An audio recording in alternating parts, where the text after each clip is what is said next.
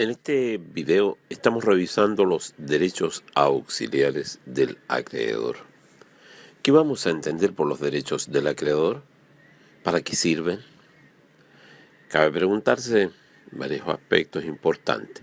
Los derechos del acreedor son para asegurar el cumplimiento de la obligación, manteniendo la integridad del patrimonio del deudor. ¿Ya? Ahora, ¿cuál es el fundamento?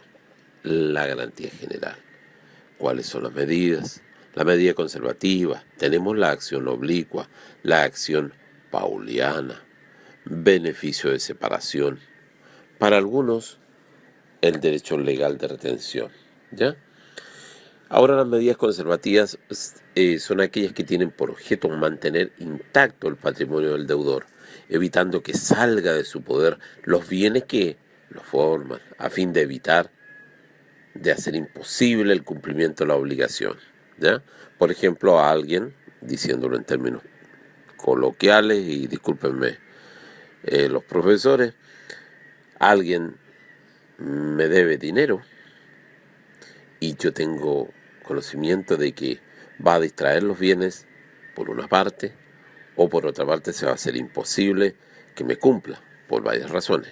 Veamos a continuación. Como decíamos, aquellas que tienen por objeto garantizar o asegurar el ejercicio de un derecho sin que constituyan dicho ejercicio en sí mismo. Bueno, veamos las disposiciones que están en que es posible impetrarlas. El fideicomiso, pendiente de la comisión.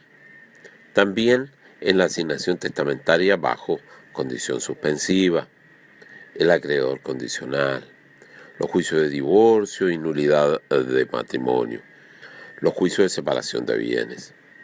Ahora, dentro de las medidas conservativas, el Código Civil no las enumera a modo de ejemplo.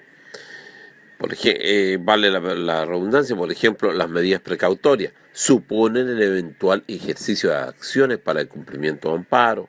Por ejemplo, el secuestro de la cosa, el nombramiento de uno o más interventores, la retención de bienes, la prohibición de celebrar ciertos actos o contratos, el embargo en el juicio ejecutivo, la prohibición al fallido de celebrar actos o contratos.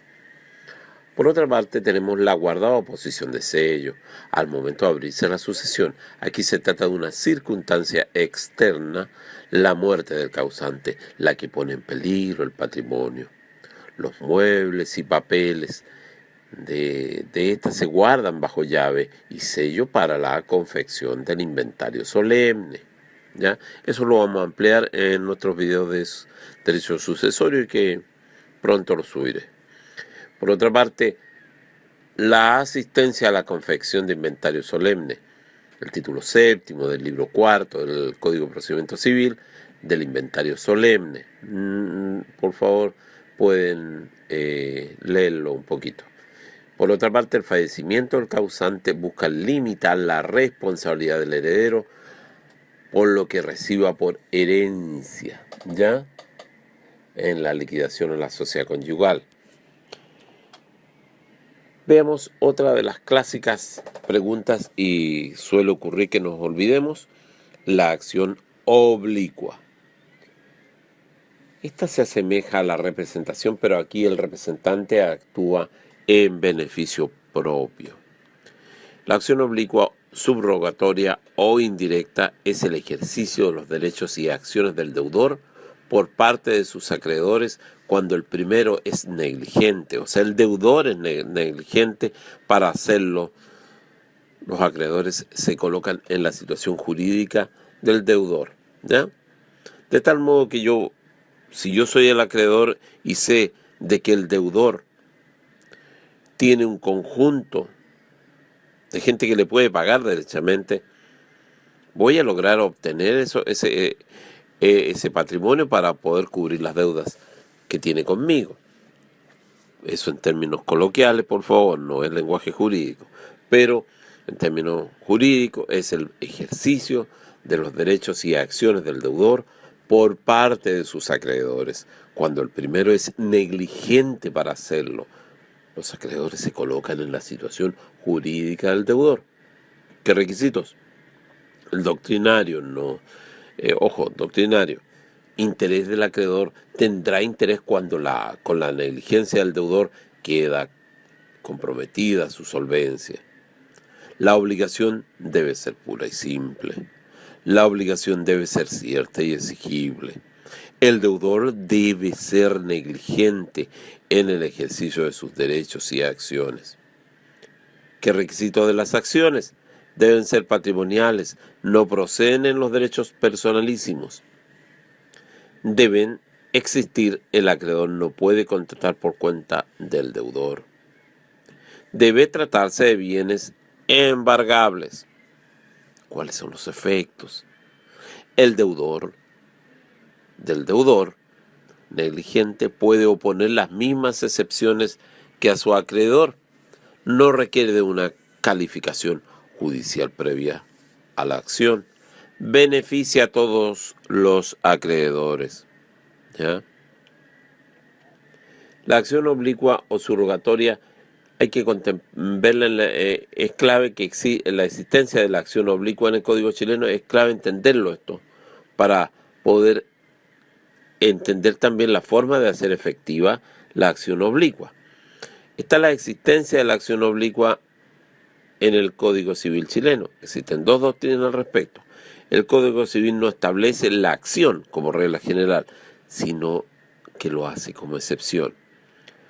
Claro Solar cree que está contenida en el artículo 2465, 2466 del Código Civil, en el derecho de prenda general.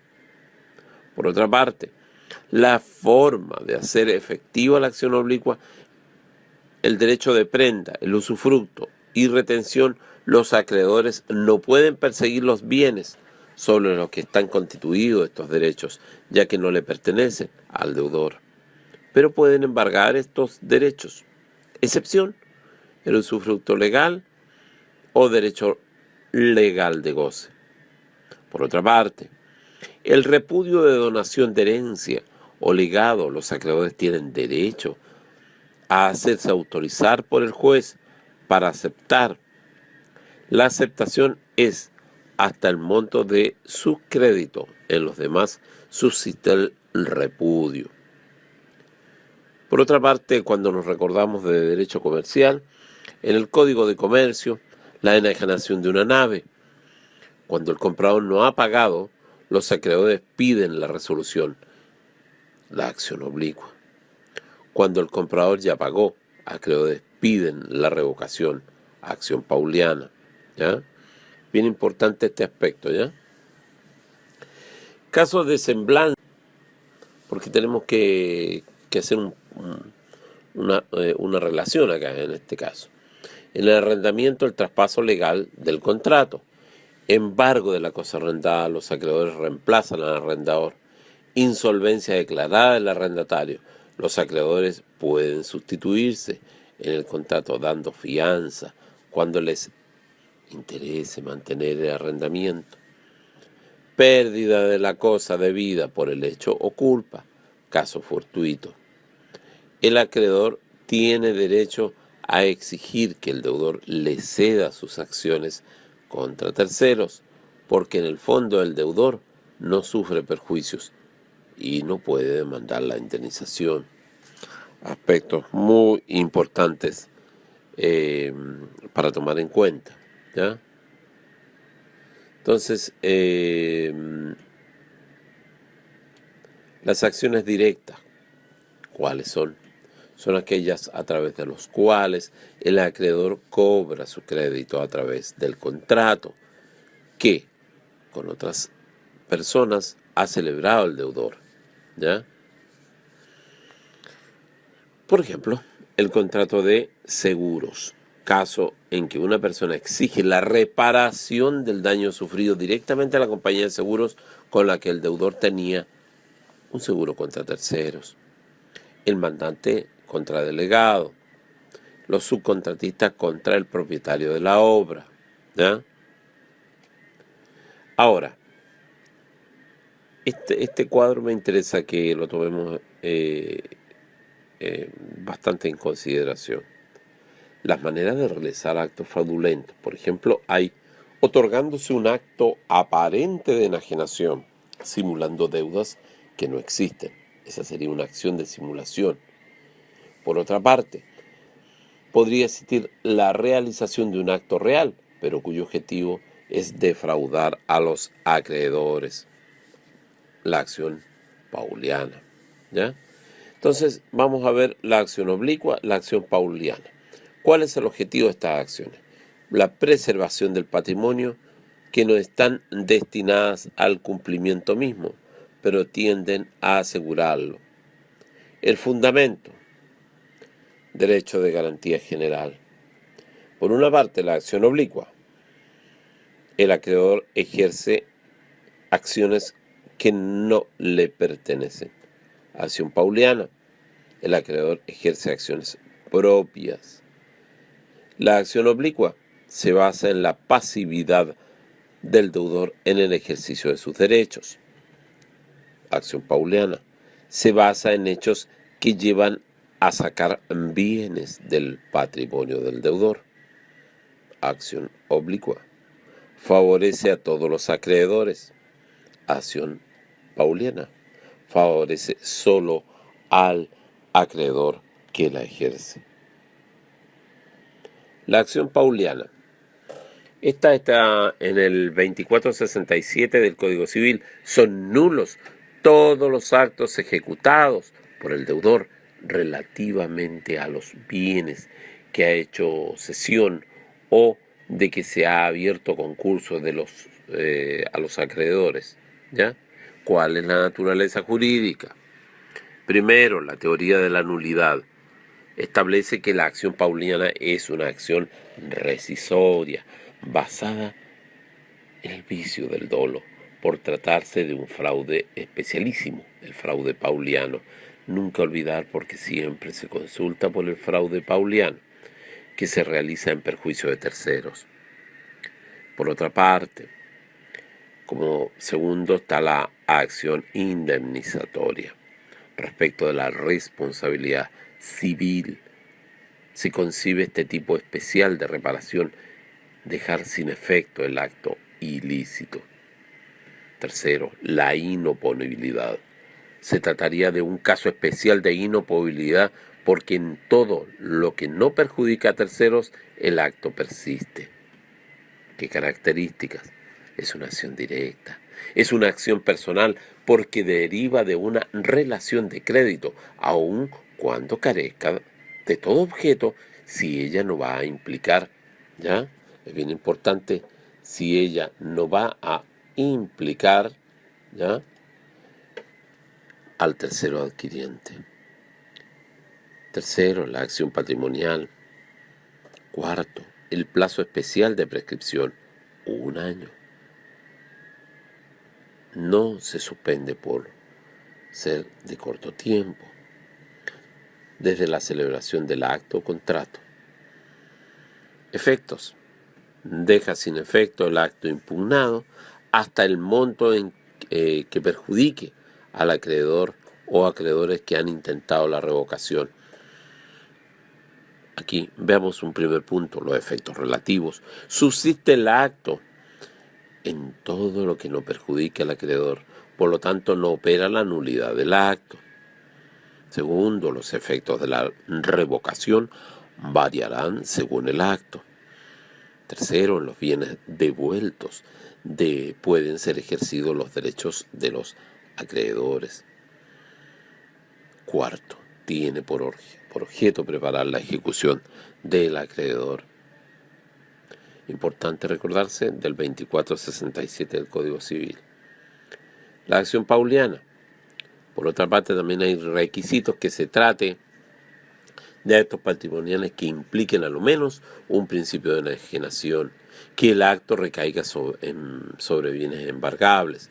La oportunidad se ha discutido si es necesario que se realicen previa declaración de la quiebra, el llamado periodo sospechoso, o cesión de bienes. La jurisprudencia desestima esta doctrina y no lo considera un requisito.